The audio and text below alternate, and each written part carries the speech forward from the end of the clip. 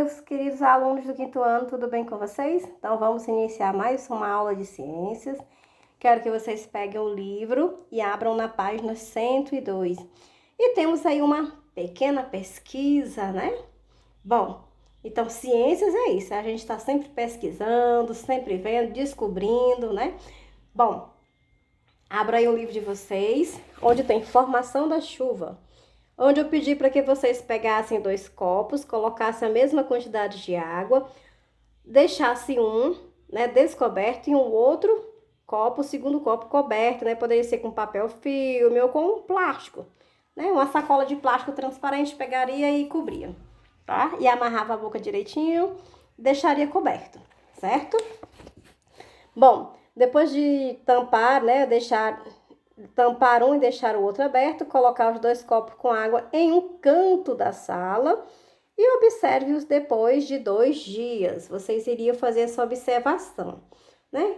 Eu pedi para fazer isso na segunda-feira, vocês iriam observar na terça, quarta, né? E na quinta vocês iriam lá ver como era que estava o copo, né? Fazer a observação de vocês, para a gente ver hoje, né, qual foi o resultado.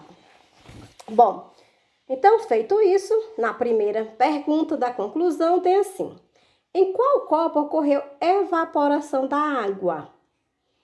Me digam aí, foi o copo tampado ou foi o copo aberto? E o porquê? Bom, ocorre a evaporação da água, principalmente aqui no nosso clima, que é quente, nos 2 copos, é claro. Por quê? Porque ambos ficaram expostos à variação de temperatura, né? O nosso clima aqui é bastante quente. Então, há uma variação de temperatura. O dia é quente, a noite é mais frio, mas ainda continua ainda, né, um pouco quente. Mas a evaporação foi maior no copo sem tampa, é lógico, né? Que no copo sem tampa, a água, né? Ela saiu e evaporou mais livremente. Não aconteceu, no caso, como a gente coloca uma tampa na panela, né? De a água evaporar, encontrar uma superfície e condensar. Ok? Então, vamos para a segunda. Em qual copo ocorreu condensação? Foi no copo que estava tampado ou no copo destampado? Bom, eu acabei de dar a resposta, não foi? Bom, no copo tampado, é claro, né? O nível da água não variou muito. Isso quer dizer que o vapor de água formado condensou-se ao encontrar, né, o filme ou o plástico e tornou-se água líquida novamente, permanecendo no interior do copo. A terceira, suas ideias iniciais se confirmaram? Explique. Bom, aqui é uma resposta pessoal, né? Cada um deu a sua resposta, se confirmou, se não, se mudou de ideia, depois de ter feito a experiência. Então, cada um dê a sua resposta do que qual foi a conclusão que você chegou, tá? Depois de ter feito a experiência, de ter feito todas essas observações. Vamos para a página 103. Vamos lá? Página 103. Bom, aqui nós vamos falar sobre o ciclo da água, né? A água também tem um ciclo. Nós sabemos que nós, seres humanos, temos um ciclo de vida, não é? A mesma coisa é a água, ela também tem o seu ciclo. Bom, então acompanhe a leitura. Tem assim: sabemos que a chuva cai das nuvens, não é? Mas, para que isso ocorra, deve acontecer a evaporação da água da superfície da terra, que ocorre por causa do calor do sol e da ação dos ventos. Para compreender o ciclo da água, observe a imagem a seguir. Olha só a imagem aí, né? Está com a numeração indicando qual é o primeiro passo. Olha só, tem aí, ó. Evaporação, depois vai para o passo 2, né? Também, ó. Temos aí vários tipos de evaporação.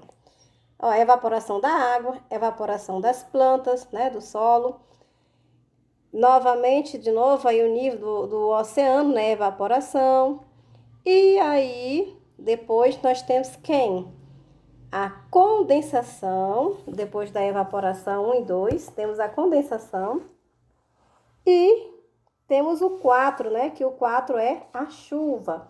Depois da chuva, temos o 5, que é quando acontece, né, a infiltração, a água vai para uma nascente e tudo acontece novamente, evaporação novamente, né? Então, há esse ciclo aqui da água, onde a água evapora, né? Se condensa e depois acontece a chuva.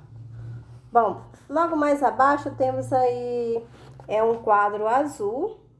Vamos ver o que ele nos está nos indicando aí, o que ele nos diz. Olha aí o quadro, onde diz que a água dos rios, lagos e mares do solo evapora constantemente devido à ação do sol e dos ventos. 2. Também pela transpiração e pela respiração, os seres vivos perdem água, que também evapora. Por isso que agora, neste período, é importante que nós possamos consumir bastante água, né? Temos que beber, tomar bastante banho, beber bastante líquido, passar hidratante na pele. 3. Todo esse vapor de água sobe e se condensa nas camadas mais frias da atmosfera, transformando-se em água líquida e formando as nuvens. Em algumas nuvens, as gotículas de água líquida se solidificam e formam pedrinhas de gelo.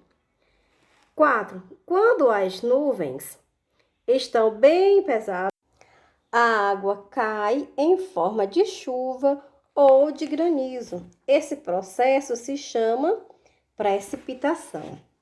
E o número 5, ao atingir a superfície do planeta, a água da chuva penetra no solo e alimenta as nascentes dos rios, os reservatórios subterrâneos e os oceanos.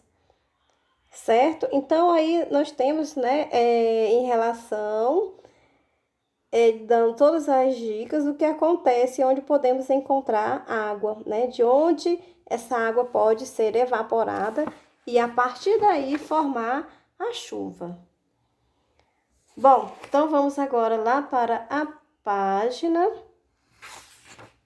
104. Bom, aí na página 104 nós temos a importância do ciclo da água, como é importante. Então, temos aí, uma das maiores preocupações da sociedade atual é o risco de a água acabar, né? A gente se preocupa bastante com isso. Ao estudar o ciclo da água, vê-se que isso não vai ocorrer. Porém, a qualidade desse líquido muda com o passar do tempo. Isso nós temos que ter bastante cuidado. A ocorrência do ciclo da água interfere em aspectos como potabilidade da água, ou seja, se a água é potável, se ela está em condições de nós consumirmos, já que ao evaporar, apenas a água passa por esse processo. Condições climáticas das regiões. Nas florestas, por exemplo, o clima é úmido. A evaporação das plantas que compõem a cobertura vegetal mantém a umidade do ar. Equilíbrio entre os componentes dos ambientes, os seres que vivem em regiões mais secas, por exemplo, apresentam características que possibilitam esse equilíbrio. E nós temos ainda, né, a época de semear na agricultura, já que a chuva é necessária para a germinação das sementes. Olha só as três fotografias que nós temos aí.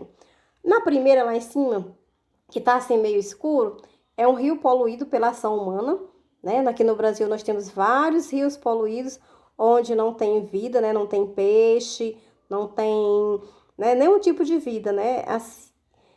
Nesses rios. E nós temos aqui logo abaixo a segunda, né? O jerboa, que é um roedor que habita regiões desérticas, ou seja, nas quais chove pouco. E temos no último, quando não há sistema artificial de irrigação, a chuva é imprescindível para o desenvolvimento da agricultura. Bom, então aí nós temos 3 formas, né, de utilização da água, né, do que acontece, do que foi feito com ela, né? Temos que cuidar em mantê-la, né, a nossa água, de forma que nós possamos consumi-la, né, de forma potável.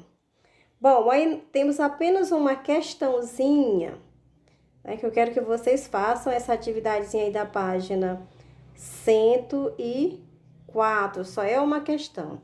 E na próxima aula a gente continua com este conteúdo, né? Vamos falar mais sobre a água em relação ao seu tratamento e os cuidados que devemos ter com ela, ok? Bom, então, finaliza a minha aula de hoje. Agradeço a participação de todos, o empenho, principalmente a dedicação de vocês. Então, tchau, tchau. Até mais.